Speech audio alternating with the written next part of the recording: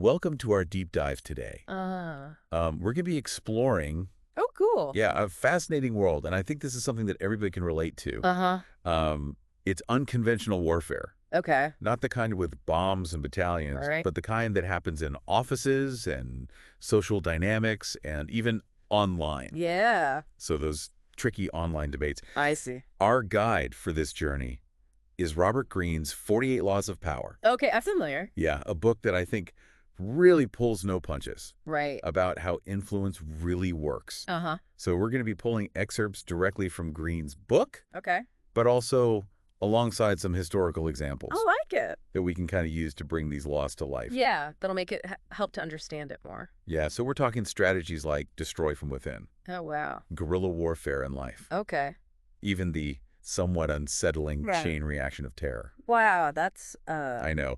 So to unpack all of this, Yeah, we need an expert. we've got an expert on board Right. For someone who is to help us understand. well-versed in both history and the Right. nuances of power. I'm ready. So before we jump into the specifics, Okay. I wanted to set the stage here. Sure. Greene has this idea of the world as a court. Okay. What's that all about? Well, Greene compares modern life to a historical court where power struggles are simmering beneath the surface Right. of polite society. So it's like It's a game of appearances it's a game. where your true intentions are masked. It's all very subtle. Yes, and strategic moves are made with the utmost discretion. I see. Like Machiavelli said, any man who tries to be good all the time is bound to come to ruin among the great number who are not good.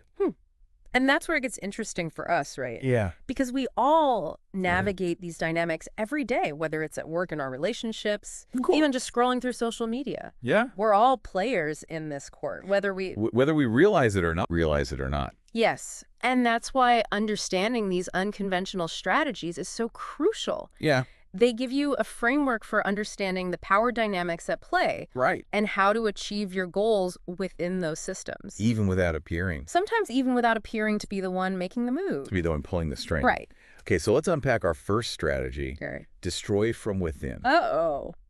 The name itself sounds pretty intense. Yeah, it is. What's the core idea here? It is intense and incredibly effective. Okay. The principle is this bringing down a structure.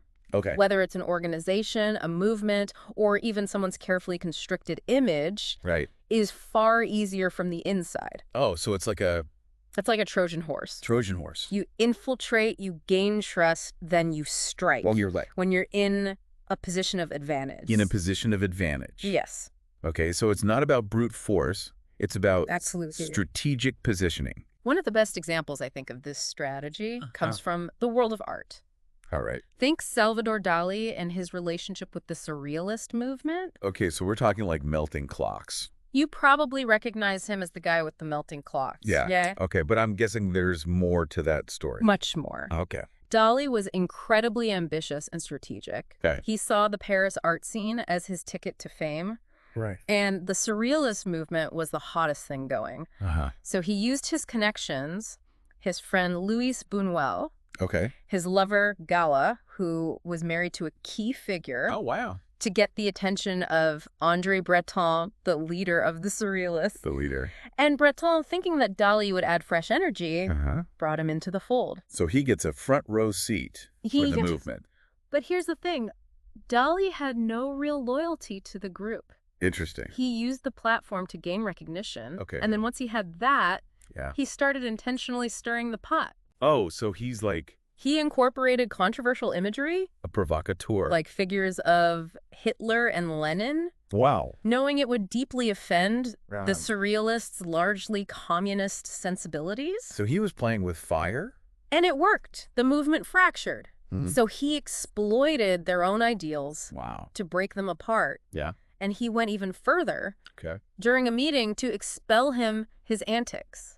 Like his Wow. wild performance Oh, wow. only added fuel to the fire. So he's playing right into there. Yeah, he eventually left for New York. And guess what? What? He became the face of surrealism, Whoa. even though they'd kicked him out. Even though they'd kicked him out. Meanwhile, the movement itself faded away.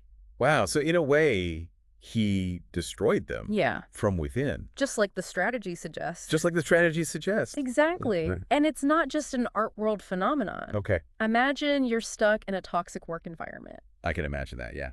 Could you use elements of this strategy? Not to destroy, Right. but to shift the power dynamics to advocate for change. From a position of understanding. From a position of understanding. So it's wielding influence Exactly. without becoming the villain. It's about understanding the inner workings of any system Right. and leveraging that knowledge strategically. Okay, so that's destroy from within. Right. Let's move on to strategy number 2, guerrilla warfare in life. Okay. This one makes me think of like actual warfare. Right. How does that Boots on the ground. translate into everyday situations? Yeah, you're right. It does evoke those images of combat. Right. But Greene's point is that these tactics are Yeah. surprisingly relevant Okay. in our daily lives, I'll tell you. especially when it comes to those subtler power struggles. Yeah. It's less about physical confrontation and Wow. more about a psychological So mind games. war of attrition. Okay. You aim to break your opponent's will, not through force, but through elusive tactics. Right. And unpredictable moves, you make them doubt themselves. Oh, wow. Frustrate them, Uh-huh. and ultimately We wear them down. you gain control of the situation. Interesting. Okay. Yeah. Could you give us a concrete example? Think about Napoleon's downfall against the Russians. Okay. Instead of engaging in a direct confrontation, Yeah. the Russians just kept retreating, drawing Napoleon deeper Wow. and deeper into their territory. So they're playing the long game. This constant elusiveness frustrated him, disrupted his plans, Uh-huh.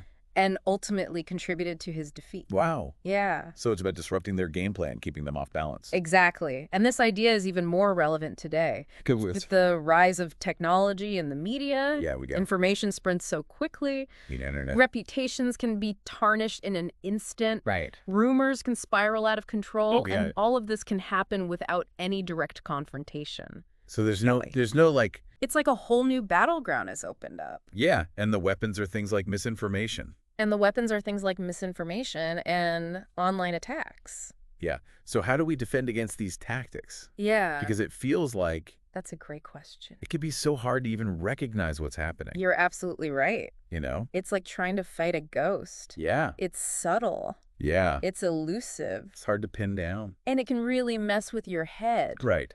Think about that online troll who's determined to get a rise out of you. Oh, yeah. They're using classic guerrilla tactics, hit and run, Right. aiming to provoke a reaction Yeah. and wear you down. So if we're in that situation, being aware of it is the first step. Once you realize what's happening, Right. the best defense is often disengagement. Don't feed the troll. Feed the troll. Don't get sucked into their game. Yeah. Any reaction, Especially anger. especially anger, just reinforces their position. Right. So they almost want you They do, to overreact. because then they can point to your overreaction Right. and make themselves look like the victim. It's a classic manipulation. It's a classic manipulation tactic. Classic. So stay calm, Observe. observe, and don't engage unless absolutely necessary. Okay. And remember, sometimes the best defense Right. is a good offense. If someone is consistently using these tactics against you, Wow. a well-placed Strategic response. strategic response can be surprisingly effective. Okay. It's not about stooping to their level, Right. but about asserting your boundaries Yeah. and letting them know that you're not an easy target.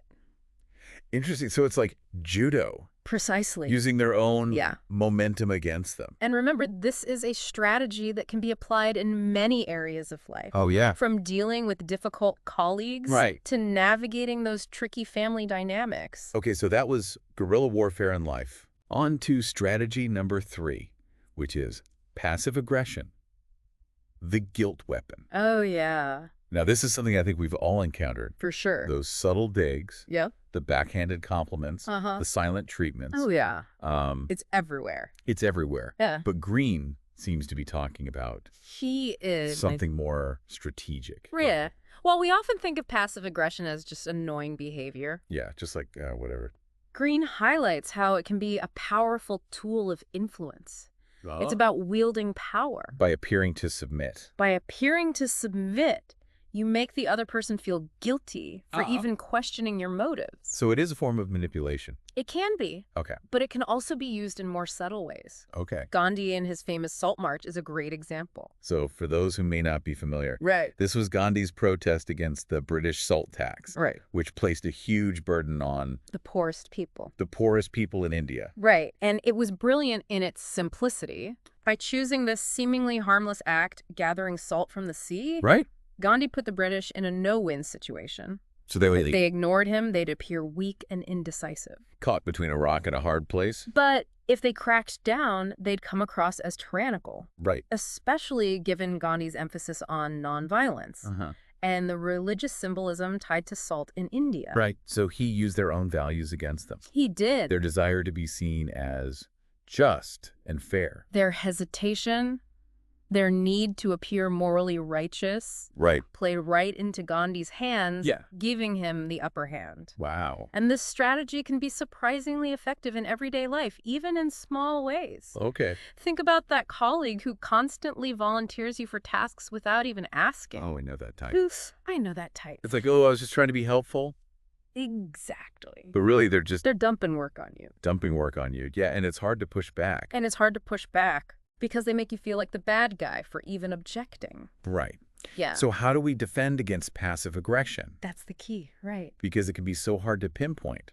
Passive aggression thrives on ambiguity, Yeah. which makes it difficult to confront directly. Right. And it makes you feel like you're going crazy. Recognizing the tactic is the first step. Okay. Once you see it for what it is, disengagement is often the best defense. Don't get sucked into their game. Don't feed the beast. Exactly. Don't give them the reaction they're looking for. Yeah. Because any reaction, especially anger, just validates their position. Right. So Just calm. Steve, observe observe. and don't engage. And don't engage unless absolutely necessary. Okay. And sometimes a well-placed dose of... And sometimes a well-placed dose of their own medicine can be effective. Oh, interesting. Not to be manipulative, Right. but to highlight the absurdity. So you're holding up a mirror, Precisely. showing them the impact of their actions. Yeah, maybe, just maybe. You know, it'll make them aware of their tactics and encourage them to be more direct in their communication. Okay, so that was passive aggression. The guilt weapon. Okay. Let's move on to strategy number 4. The art of one-upmanship. Oh. Now, this sounds like something straight out of a Jane Austen novel. It does, doesn't it? Yeah, all those subtle social maneuvers and power plays. But these dynamics are still very much at play in modern life, Okay. particularly when you're dealing with rivals or competitors who operate under the guise of friendship or collaboration. The frenemy. Exactly. The person who's always trying to subtly undermine you, Right. take credit for your ideas, Uh-huh. or just make themselves look better. So how do we deal with these types? Right. Because, like, a direct confrontation. You're right. That's where the art of one-upmanship comes in. Okay. Greene's point is that these rivals often carry the seeds of their own destruction within them. Interesting. Their insecurities, their ambitions, Right. their need to appear superior, all of these things can be used against them. Can be used against them. So it's about outmaneuvering them without looking like the aggressor. You've got it. You plant those seeds of doubt. Uh-huh. You subtly challenge their position. Uh-huh. And then you step back and let them make those self-destructive moves. Oh, they hang themselves. A great example of this is the rivalry between John A. McClernand and Ulysses S. Grant during the Civil War. All right. So McClernand was this He was ambitious politician turned general. ambitious politician turned general. Who was really after Grant's position. He was, and he went to great lengths to try and undermine Grant. Okay. He spread rumors, Uh-huh. tried to take credit for Grant's plans, Wow. and even appealed directly to President Lincoln for an independent command. Oh, wow. So he But would... Grant, who was much more strategic and subtle in his approach, Okay. saw right through McClernand's schemes. So how did Grant handle the situation? He played it cool. Okay. He thwarted McClernand's plans without making it obvious. Always ensuring McClernand felt one step behind. Right. This fueled McClernand's insecurities. I see. leading him to make impulsive, reckless decisions. So he kind of dug his own grave. He became erratic, Right. alienated his colleagues, and ultimately gave Grant the justification he needed to remove him from command. Wow. So McClernand essentially sabotaged himself. He did, and Grant's subtle one-upmanship was a key factor in that downfall. That's a powerful It's a powerful lesson in the art of indirect influence. lesson. Like a judo move, using your opponent's own momentum against them. It's fascinating how effective these subtle strategies can be. They are, and it's a strategy that can be applied in any competitive environment. Yeah. Whether it's business negotiations, academic rivalries, or even those family gatherings where everyone's trying to one-up each other Oh, yeah. with stories of their achievements. Right. We've covered destroy from within, Okay. guerrilla warfare in life, passive aggression, the guilt weapon, Huh? and the art of one-upmanship. All right. Now, this next strategy requires a more sensitive approach Oh. because we're venturing into some potentially disturbing territory. Right. Strategy number 5. The chain reaction of terror. Okay, Now, you're right. This is a topic that needs to be handled with care. This is a topic that needs to be handled with care as it deals with a very real and serious issue, Right. but it's also a strategy that has been used throughout history, Yeah. and understanding its mechanics is crucial even if it's just for defense. Okay, so what is the core principle The idea here of this strategy? is that even small groups Okay. can wield a disproportionate amount of power But by creating a climate of fear and uncertainty. the climate of fear and uncertainty. It's about using sporadic acts of violence or the threat of violence Right. to paralyze the enemy, force them into overreaction, And ultimately control the narrative. and ultimately control the narrative. Can you give us a historical example? Hassan Saba Okay. and his group of assassins known as the Assassins This strategy in action. are a chilling example. Okay. They were a secretive sect operating in Persia around the 11th and 12th centuries. Okay. And despite their relatively small numbers, they were able to instill terror in the hearts of some of the most powerful rulers at the time. How did they manage to exert such influence with... They used Oh. numbers. Targeted assassinations, Okay. often in very public and dramatic ways. Uh-huh. These weren't random acts of violence, Right. but carefully calculated strikes aimed at key figures, viziers, Okay. judges, even sultans. And the psychological impact of these attacks Absolutely. is enormous, right? The killings created this pervasive atmosphere of paranoia and suspicion. Wow. No one knew who was part of the assassins or when they would strike next. So that This fear paralyzed the ruling class, unpredictability. making them doubt their own security Yeah. and leading to all sorts of overreactions that ultimately strengthened the assassin's position. So it wasn't about conquering territory or amassing a large army. They weaponized fear, It was about controlling the narrative turning it into a tool of political influence. through fear. And sadly, Wow. this strategy is still very much relevant today. Yeah, you can't talk about You're absolutely right. the chain reaction of terror, those attacks, without acknowledging the impact of events.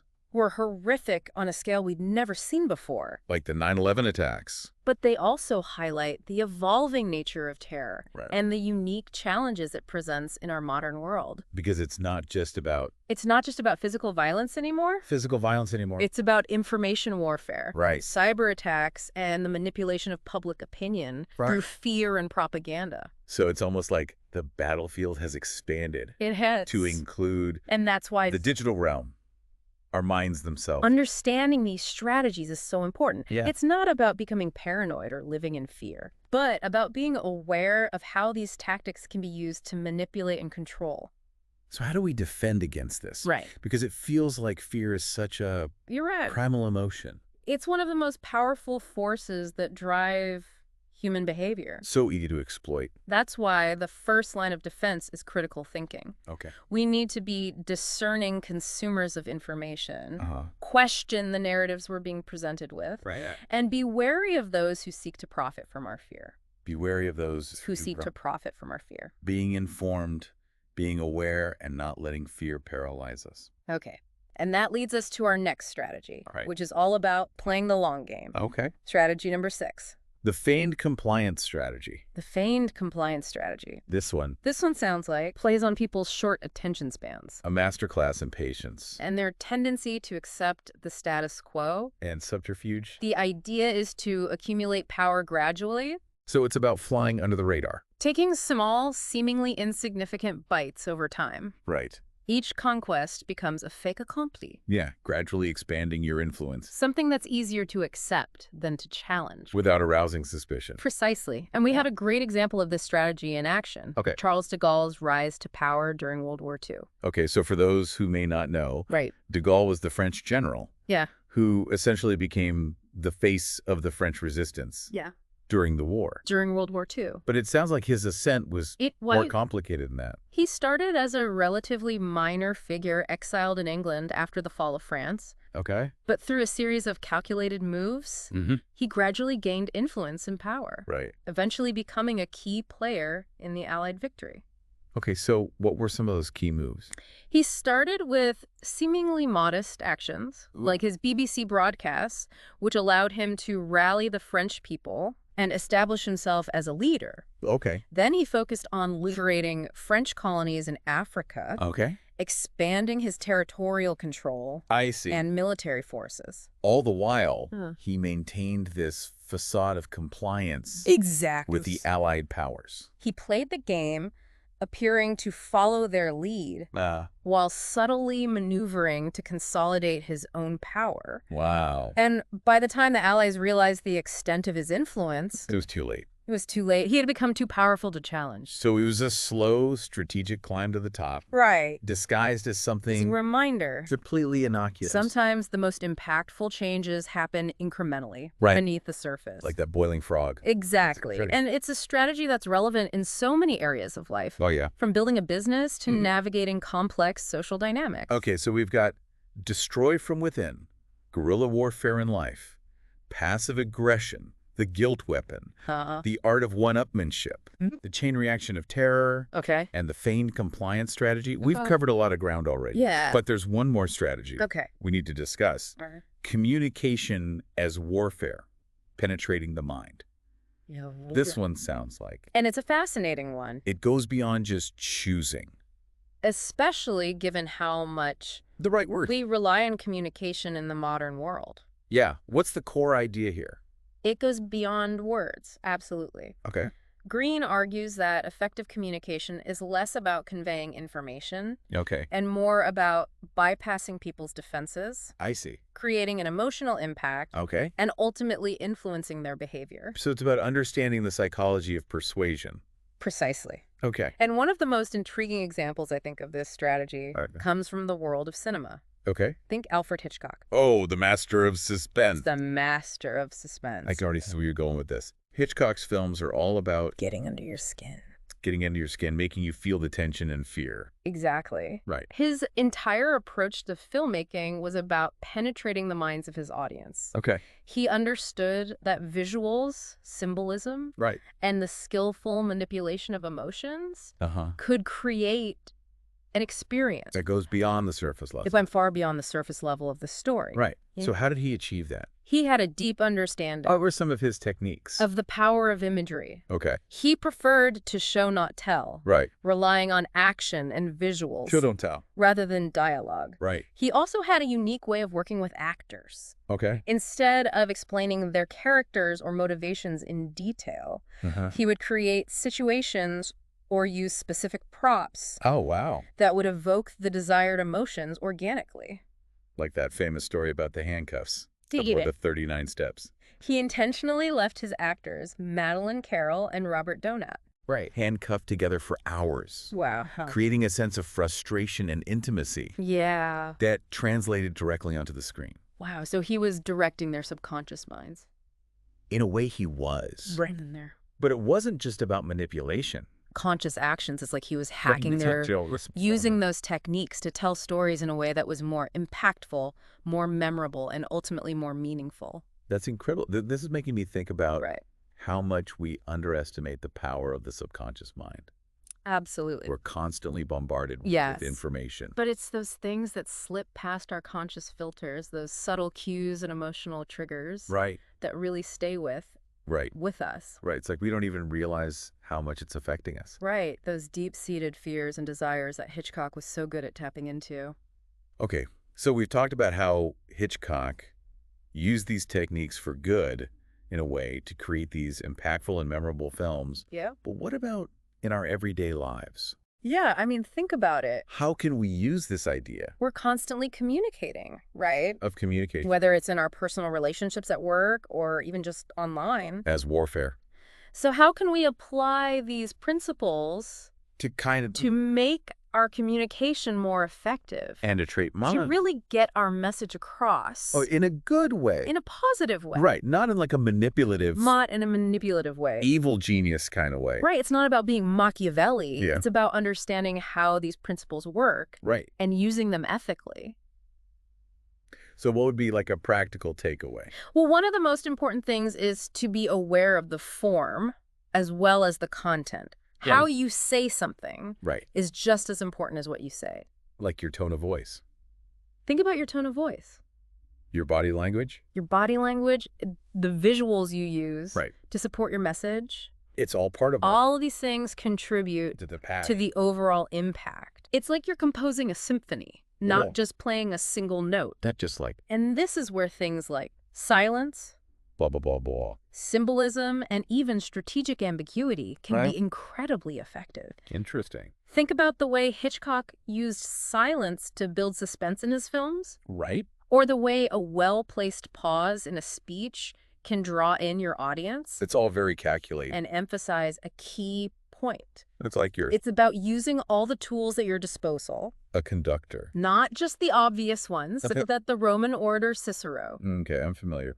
He was a master of using subtle details and indirect language to sway his audience. Okay. Instead of directly attacking his opponents, Uh-huh. he would drop seemingly innocuous facts about them. Like what?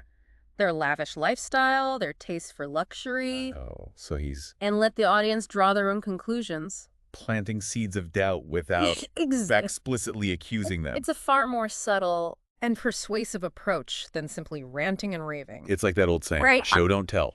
Show, don't tell. Let the audience connect the dots themselves. Yeah. And this applies to any form of communication. Okay. Instead of lecturing people, try to create an experience that allows them to discover the truth for themselves. It makes the message more powerful. Right. Because they feel like they've arrived at it Yeah. on their own. It's more persuasive that way. Okay, so we've covered 7 incredibly powerful strategies from Robert Greene's 48 Laws of Power. Yes. Illustrated with some fascinating From history. examples from history. Uh-huh. But as we wrap up, Yeah.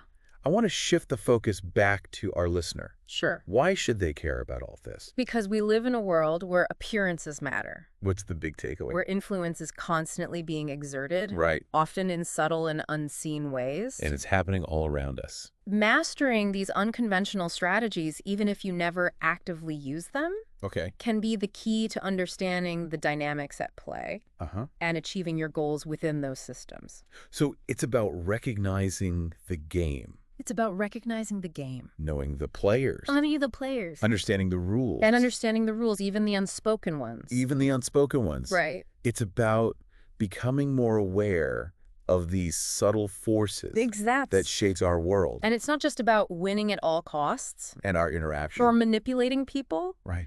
It's about understanding the complexities of human behavior Yeah. and using that knowledge to navigate the world more effectively. To build better relationships. To build better relationships. And to create And to create positive change. positive change. So Our the listeners, choice is yours. the choice is yours. What will you do with this knowledge? How will you use it to shape the world around you? How will you use it to shape the world around you? These are questions worth pondering. These are questions worth pondering. And I hope this deep dive has given you the tools and inspiration to find your own answers. And I hope this deep dive has given you the tools and the inspiration to find your own answers. Absolutely. Okay, and on that note, I want to thank you, our expert, It's been my pleasure. for joining us today and sharing your incredible insights. Of course. It's been a truly enlightening conversation. And to our listener, Absolutely. thank you for being part of this journey with us. We hope you've enjoyed it I hope so too. as much as we have until next time. Keep exploring, keep learning, Keep exploring, keep learning, and keep diving deep. and keep diving deep. Amaze. Yeah, like those deep-seated fears Right. and desires that Hitchcock was so good at tapping into. Absolutely. Okay, so we've talked about Hitchcock Right. using these techniques for good. Yeah. in a way to create these impactful, Yeah. memorable films. Yeah.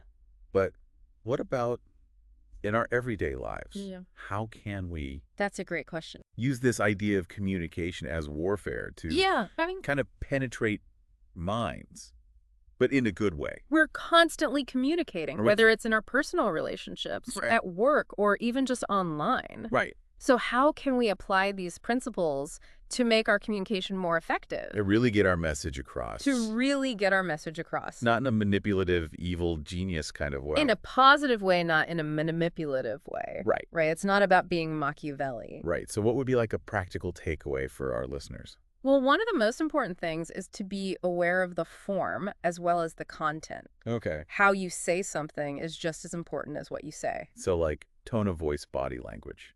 Think about your tone of voice, your Yeah. body language, the visuals you use to support your message. It's all part of the package. All of these things contribute to the overall impact. It's Right. like you're composing a symphony, not just playing a single note. Right. Not just like blah, blah, blah, blah, blah. And this is where things like silence, symbolism, and Wow. even strategic ambiguity Interesting. can be incredibly effective. Okay. Think about the way Hitchcock used silence to build suspense in his films. Right. Or the way a well-placed pause in a speech Yeah. can draw in your audience and emphasize a key point. It's all very calculated. It's like you're a It's about using all the tools at your disposal, not just the obvious ones. conductor. Right. Okay. Think about the Roman orator Cicero. Okay. I'm familiar with this. He was a master of using subtle details and indirect language Right. to sway his audience. Okay. Instead of directly attacking his opponents, Uh-huh. he would drop seemingly innocuous facts about them. Like what kind of facts? Their lavish lifestyle, their taste for luxury, Oh, so he's planting seeds of doubt without and let the audience draw their own conclusions. explicitly accusing them of anything. Exactly. It's a far more subtle Yeah. and persuasive approach than simply ranting and raving. It's like that old saying, show, don't tell. Right. Show, don't tell. Let the audience connect the dots. Let the audience connect the dots themselves. Yeah. And this applies to any form of communication. Instead of lecturing people, Uh-huh. try to create an experience that allows them to discover the truth for themselves. It makes the message so much more powerful. Right. Because they feel like they've arrived at it Exactly. on their own. It's more persuasive that way. Yeah. It's more persuasive that way. Okay. Okay. So we've covered 7 It's 7. incredibly powerful strategies from Robert Greene's 48 Laws of Power, We have. all illustrated with fascinating examples We're history. from history. Yeah. As we wrap up this deep dive, I want to shift the focus back to our listener. Absolutely. Why should they care about all of this? What's the big takeaway? Because we live in a world where appearances matter, where influence Right. It's happening all around us. is constantly being exerted, often in subtle and unseen ways. Right. And we don't even realize it. Mastering these unconventional strategies, even if you never actively use them, Uh-huh. can be the key to understanding the dynamics at play and achieving your goals within those systems. So it's about recognizing the game, Yeah.